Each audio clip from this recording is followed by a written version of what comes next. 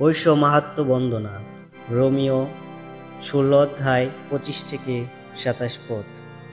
পরমেশ্বরের মহিমা বন্দিত হোক, তিনিই তোমাদের শক্তি দিতে পারেন, যাতে আমি যে মঙ্গল সমাচার প্রচার করি, যীশু খ্রিস্টের সম্বন্ধে যে বাণী ঘোষণা করি, স্বয়ং পরমেশ্বর অলৌকিকভাবে যে রহস্যবিত্ত সত্যের প্রকাশ ঘটিয়েছেন, তোমরা যেন সে অনুসারে জীবনযাপন করতে পারো।